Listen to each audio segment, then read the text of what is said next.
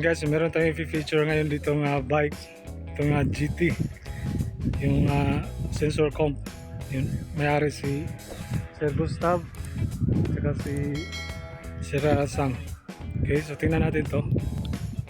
Ayan, ibabike check natin tong kanyang GT sensor. Okay, 2021 model.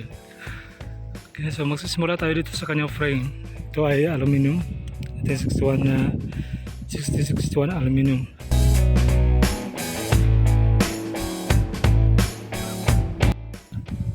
So ang kanyang fork naka-rock shocks na.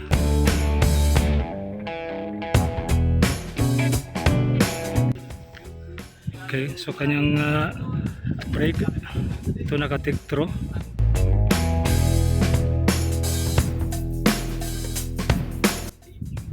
Kanyang tire naka-Maxi, so 29er.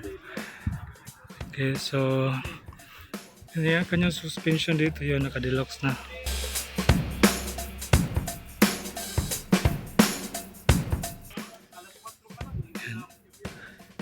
Dito to sa kanyang crank tsaka group set, ano na to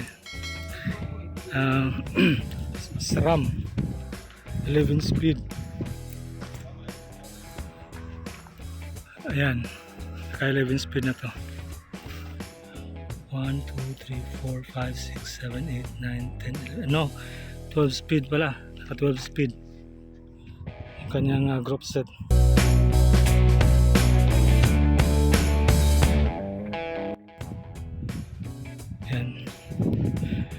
Ito sensor. So ito ay size large dahil matangkad yung may-ari nito. Ayan. So kanyang Tektro brakes.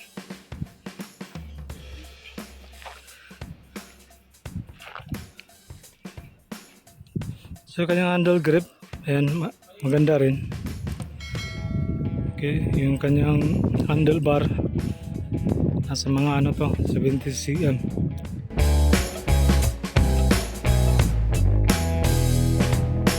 Ang lapad.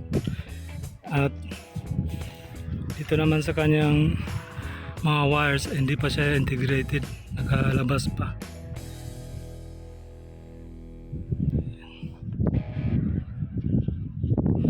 At saka yung isa naman dito, yung kulay maroon. Ito, halos magkapareha din lang ng isa, pero medyo upgrade ito. Naka-fax na ang kanyang fork. Ito din kanyang dalawang disc brake. Tsaka upgrade ito yung ano mo sir, no? Oh. Upgraded na halos karamihan itong ano niya. Magora yung kanyang brake set. Yung handlebar niya nasa mga 70 rin.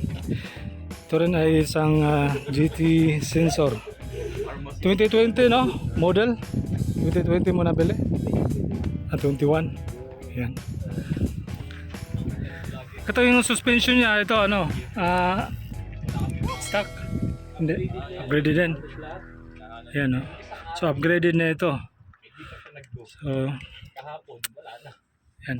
So dito sa kanyang group set, naka Shimano Dior 11 speed yata to. 11, 12. 1, 2, 3, 4, 5, 6, 7, 8. 11 speed. Yan. Yan. Large to, no? Small. Small. Mga magkano inabot nito sir? Yung ano lang stock? Yan, 8.5 lang. Oh, halos magkapareha lang pala ng ano. Ito 9,000 eh. Oh, 9 plus. Yung kay Gustav 9,000 plus yun. Ito mga 8.5. Pero upgraded na. So medyo mataas na yung ano, kanyang appraisal nito. Yan. So ito yung kanyang cable. Hindi pa ano, nakalabas pa. Yan. Size 29. Ganda rin.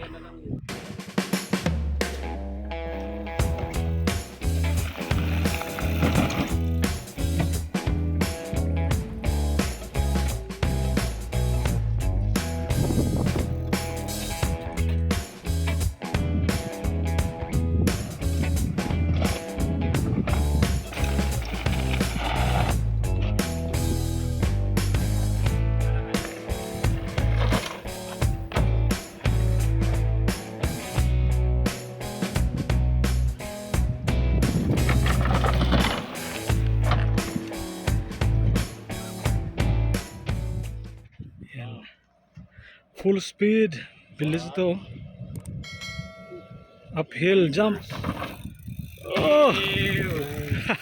Hill jump.